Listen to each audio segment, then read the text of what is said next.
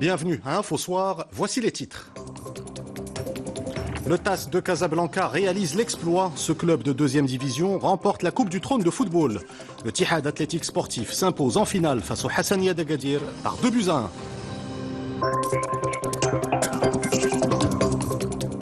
Dans la commune rurale de Nzala, près de Midelt, les habitants ont passé la nuit sous les tentes par crainte de nouvelles répliques après les secousses telluriques d'hier. Les autorités ont distribué tentes et couvertures dans cette région touchée actuellement par une vague de froid.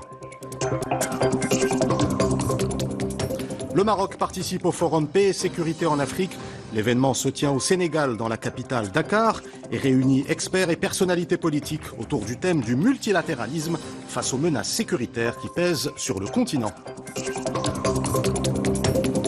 La culture burkinabé célébrée à Casablanca, l'association des étudiants burkinabés au Maroc a commémoré le 25e anniversaire de sa création dans une ambiance festive au rythme de chants et de danse du pays des hommes intègres. Madame, Monsieur, bonsoir. C'est un véritable exploit qu'a réalisé le TAS de Casablanca. Cette équipe, évoluant en 2e division, a remporté cet après-midi la Coupe du Trône de football. La finale a eu lieu au Stade d'honneur de Oujda. Le club casablancais s'est imposé face au Hassania d'Agadir. Mehdi Foudi.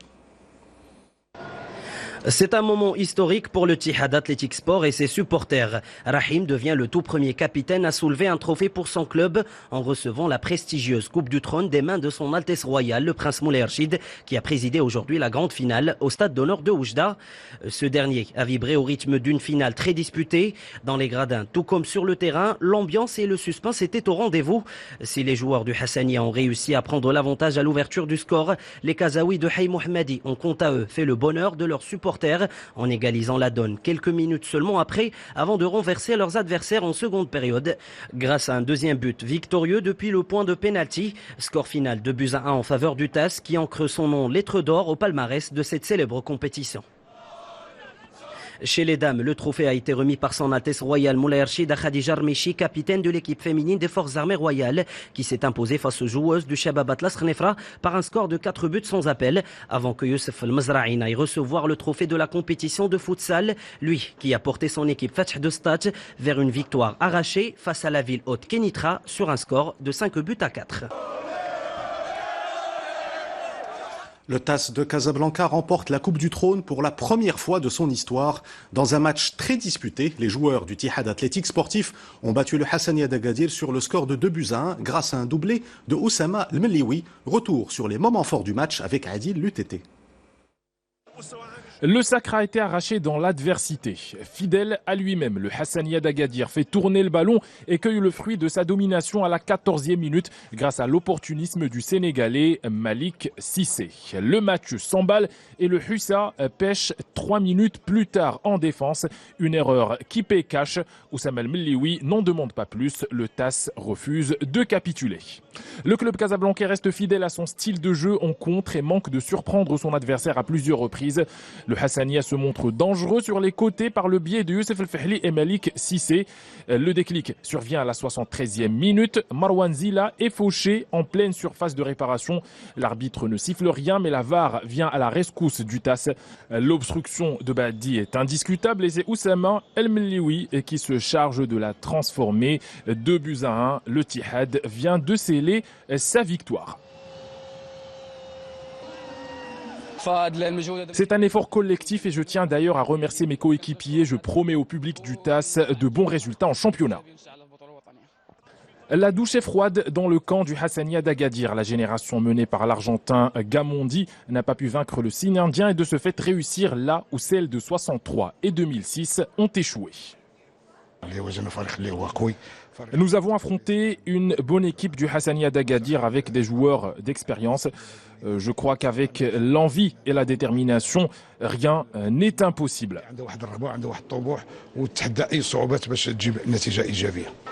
Par ce succès, le TAS vient d'inaugurer son capital titre après 72 ans d'existence. Il est le 6e club casablancais à soulever la Coupe du Trône après le RAC, le WAC, le Raja, le Coq et Majd El Medina.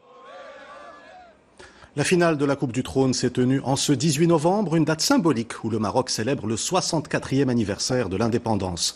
Un moment de commémoration des luttes menées pour la libération du pays. Et pour les nouvelles générations, c'est aussi l'occasion de mieux connaître cette page d'histoire, marquée par la mobilisation de toute une nation pour recouvrer son indépendance. C'est un reportage de Oussama Ofkir et Abdel Ali Amirash. Le récit est de Amina Ben Khalq. Le retour triomphal à Rabat de feu Sa Majesté Mohamed V marque le début d'une nouvelle ère. Il est surtout vécu comme une véritable fête nationale et provoque d'incroyables scènes de liesse à travers le royaume. 48 heures plus tard, le 18 novembre 1955, le sultan proclame la libération du Maroc du joug du colonialisme. C'est une date dont nous sommes fiers en tant que jeunes Marocains. C'est surtout une fête qui nous permet de constater tout le développement réalisé dans notre pays. Cette fête nous renvoie vers une période hautement symbolique de l'histoire du Maroc après le retour d'exil de feu Sa Majesté Mohamed V.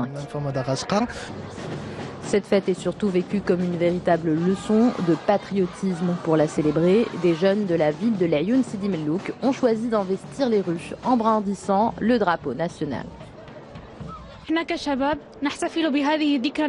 Il est important de se remémorer cette période glorieuse de notre histoire qui illustre la communion entre un roi et son peuple. C'est également une manière de rendre hommage à une génération qui a fait beaucoup de sacrifices pour permettre au Maroc d'avoir son indépendance. Le 18 novembre est une date extrêmement importante. Elle restera gravée dans la mémoire collective car elle symbolise la victoire d'un roi et de son peuple unis autour des constantes et des valeurs sacrées de la nation.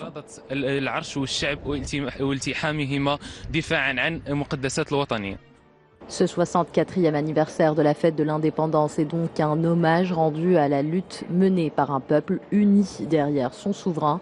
Un combat courageux et de longue haleine qui a permis de poser les jalons d'un Maroc indépendant, moderne et solidaire.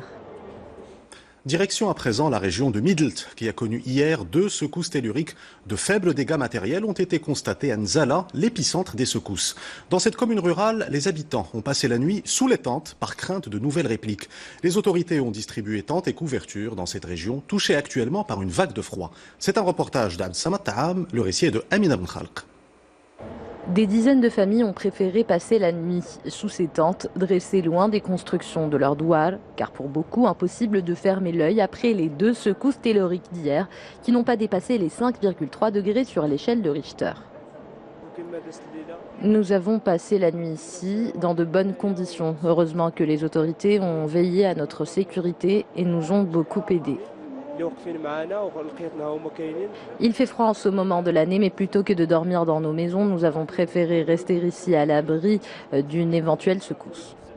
La crainte de nouvelles secousses l'emporte donc sur le froid, surtout que dans la commune de Nzala, les températures les plus basses atteignent les 4 degrés. C'est une région où l'hiver est souvent des plus rigoureux. En cette saison, les routes sont souvent impraticables et il est impossible de les emprunter. Nous avons l'habitude de nous entraider lorsqu'il fait aussi froid et de rester solidaires. Une solidarité cruciale en de telles circonstances. Voilà pourquoi les autorités ont distribué des couvertures et dressé des dizaines de tentes au profit des riverains qui ont préféré éviter l'angoisse des secousses, même si elles n'ont occasionné que des dégâts matériels. La vague de froid s'abat également sur la région de Khnifra. Pour rapprocher les soins médicaux des populations les plus touchées, une caravane médicale a été organisée dans la commune rurale de Tenfnit pour des consultations dans plusieurs disciplines. C'est la première d'une série d'initiatives similaires prévues dans la région. Reportage Sarah Jabri et Ala Dilhmini.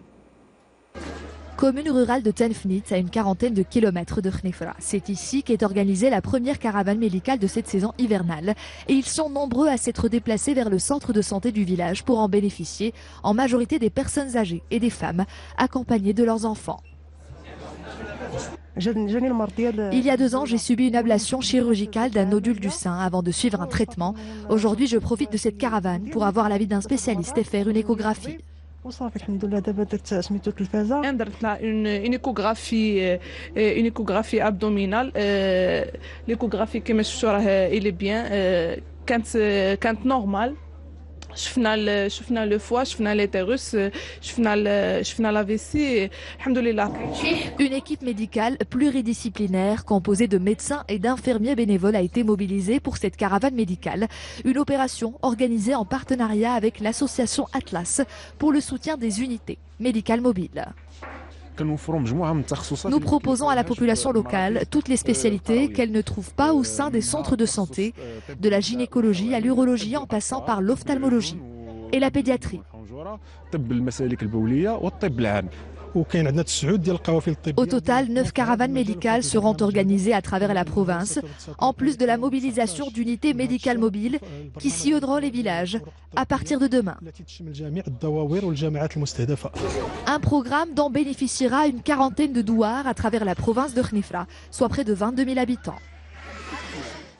Le Maroc participe au forum Paix et Sécurité en Afrique. L'événement se tient au Sénégal, dans la capitale Dakar, et réunit experts et personnalités politiques. Ce forum en est à sa 6e édition. Le thème choisi cette année est celui du multilatéralisme face aux menaces sécuritaires qui pèsent sur le continent. Reportage de nos envoyés spéciaux Mamadou Diaye et Othman Mawadeh. Placer le multilatéralisme au cœur des stratégies dans la recherche de paix et de sécurité durable dans le continent, la réflexion est lancée dès l'ouverture de ce 6e forum international de Dakar. Le mécanisme est considéré comme meilleur outil de coopération face à la complexité des menaces. Plus de 70 opérations de maintien de la paix, dont 13 en cours, parmi lesquelles 7 opèrent en Afrique. Il faut donc rendre hommage à l'action multilatérale, sans laquelle, bien sûr, le monde d'aujourd'hui aurait une autre configuration. La question du financement des opérations de maintien de la paix est également au menu des réflexions, une préoccupation des États de l'Union africaine, l'objectif étant d'arriver à une capacité de financement de ces opérations à hauteur de 25% à l'horizon 2021, ce qui représente un budget global de 400 millions de dollars.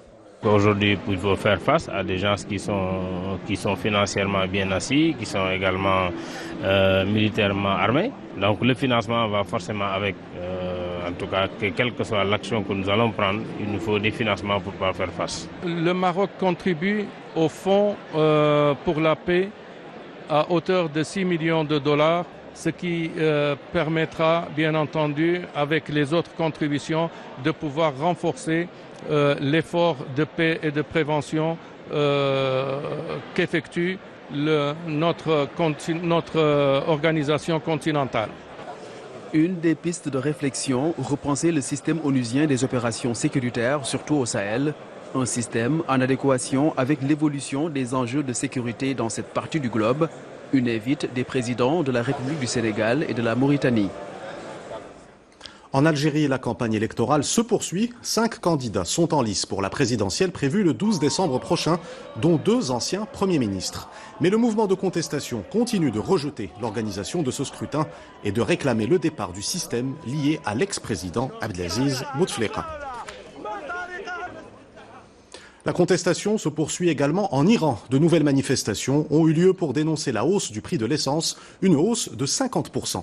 2 personnes ont été tuées et 400 personnes arrêtées depuis le début des rassemblements vendredi dernier. Les développements avec Salim Abnabou.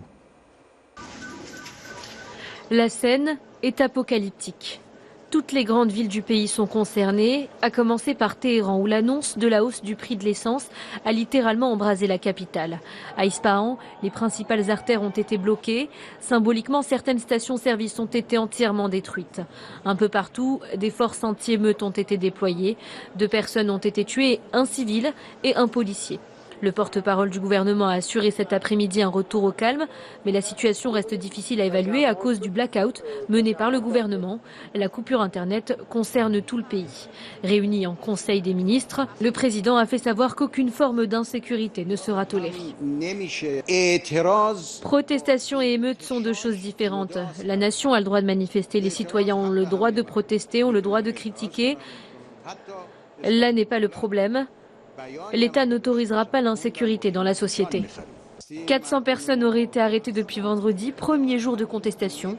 Washington condamne le recours à la force adopté par les autorités, une réaction immédiatement qualifiée d'ingérence par l'Iran. Le journaliste et militant des droits humains Mustafa Iznasni n'est plus. Il est décédé hier à Rabat à l'âge de 80 ans. Il a dirigé de nombreux quotidiens et fut également l'un des fondateurs de l'Organisation marocaine des droits de l'homme. Il avait ensuite rejoint le Conseil national des droits de l'homme. Le voilier Blue Panda fait escale à Tanger, une embarcation de l'ONG Fonds mondial pour la nature. Après la France, l'Italie, la Grèce, la Turquie et la Tunisie, le voilier a rejoint le Maroc dans le cadre d'une action de sensibilisation à la protection de la biodiversité en mer Méditerranée.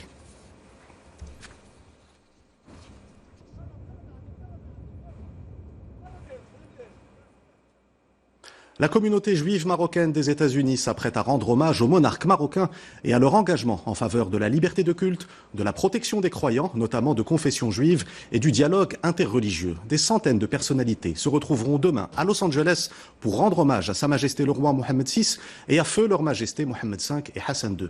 La Californie accueille une importante communauté juive marocaine. Nos envoyés spéciaux Ihsan Benbel et Abdel Fattah Moumen ont rencontré des membres de cette diaspora. Ils sont originaires de Marrakech et ils continuent de préserver les traditions marocaines. Reportage. Comme plusieurs grandes villes du royaume, Marrakech a son mellah. Dans ce quartier gardien de l'histoire, les petites ruelles aux façades ocre ont retrouvé leur nom d'origine. Une initiative décidée par Sa Majesté Mohammed VI. Un geste pour sauvegarder l'identité de ce quartier datant du XVIe siècle. Si le lieu s'est aujourd'hui vidé de sa population d'origine juive, il reste néanmoins des témoins de l'époque. Titi Haliwa Perez nous raconte le mellah de son enfance. Et il y avait beaucoup de juifs dans le temps dans le Mellah. Quand j'ai commencé à grandir, il y avait encore des juifs à Marrakech, au Mellah. On a grandi, on avait des amis. Mon père, il avait beaucoup de magasins au Mellah. Il avait Saka, là où il vendait les cigarettes. C'était mon frère qui s'en occupait. Et il avait des magasins où il faisait Touvishvat et Purim, Shbakia, toutes sortes de Shbakia. Son mari, Moshe Haliwa, originaire de Zagora, s'est installé à Marrakech il y a 57 ans, où il a ouvert un commerce de tissus qu'il tient toujours. وسكننا في الملاح. الملاح كان فيه اكثر من 30000 ديال اليهود. ديك الساعات الناس كانوا بزاف ديال الزعماء وحنا عشنا مع المغاربه ديالنا الحمد لله. هنا تنبيعوا معاهم ونشريو وبخير وعلى خير حتى لدروك. Avant les vagues de départ des Marocains de confession juive, le royaume accueillait la plus importante communauté du monde musulman, estimée à 250 000 personnes. Une communauté qui va progressivement quitter le Maroc à partir des années 50. Les départs se font vers différentes destinations, Israël pour certains, la France, le Canada et les États-Unis pour d'autres. On te filme, hein? Tu vas être connu partout au Maroc. Bonsoir, bonsoir. Marhaba. Et c'est dans ce pays, constitué de 50 États, que sont installés aujourd'hui 50 000 Marocains de confession juive. Une diaspora, parmi laquelle nous retrouvons en Californie du Sud, Albert Ifrah. Lui et sa femme ont quitté le Maroc il y a exactement 50 ans pour s'installer ici, à Los Angeles. On a quitté en pleurant. Mon père, il a pleuré avant de venir. Il a dit à Oulidi, الله يخليكم خليني انا نموت في بلادي. الا نتوما بغيتو تمشيو سيروا الله انكم حنا قلنا له حنا ما نمشوش ما تجيش معنا انت. On l'a amené ici avec nous, lui et maman, pendant 3 à 4 à 5 mois. Je vous jure, il a fait que pleurer. Il était triste, il pleurait. Et la nostalgie du Maroc, elle était très, très, très dure. Ça nous a pris beaucoup de temps. Et puis, on a eu une jeunesse au Maroc inoubliable. On ne peut jamais l'oublier, jamais. On retourne, mon mari et moi, tous les ans. Je me sens vraiment comme j'ai un pied ici et un pied là-bas. Je ne vois pas autrement parce que ça me manquerait. J'aime beaucoup le Maroc. Des souvenirs de leur Maroc natal, terre de partage à la longue tradition de coexistence, de vivre ensemble et de tolérance. Autant de valeurs que cette diaspora marocaine veille à transmettre aux jeunes générations pour que ce lien qui a été jalousement préservé ne soit jamais rompu.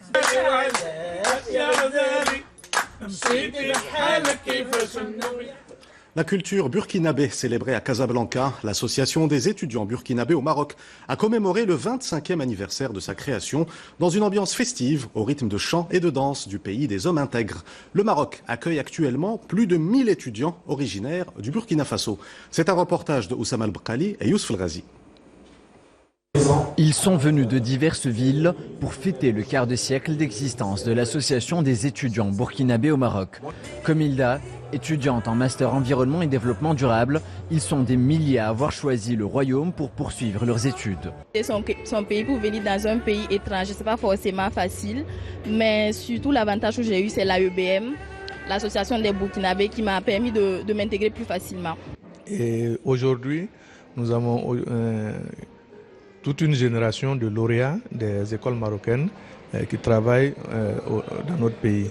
Je me suis quand même assez bien intégrée. Après le master, c'est le moment où ça a été un peu difficile. Aujourd'hui, je suis responsable projet RH dans une société de la place. En 25 ans, ce sont 2800 cadres burkinabés qui ont été formés au Maroc. En 2019, plus de 1000 étudiants poursuivent leur formation dans les instituts marocains, dont 170 sont boursiers du Royaume. Nous organisons les 25 ans de notre association, créée en 1994 et qui regroupe aujourd'hui près de 2000 membres. Donc c'est des étudiants qui viennent par la coopération entre le Maroc et notre pays. Place désormais à la programmation culturelle, slam, danse et chants tribaux antiques pour célébrer une collaboration culturelle entre le pays des hommes intègres et le royaume.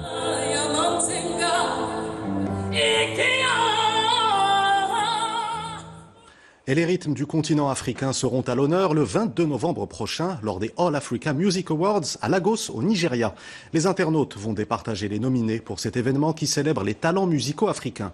Parmi eux, des artistes marocains comme Yann Sin, révélé par l'émission The Voice en 2015. Il est nominé dans 3 catégories. Reportage Isa Sharqi et Mohamed Chahima.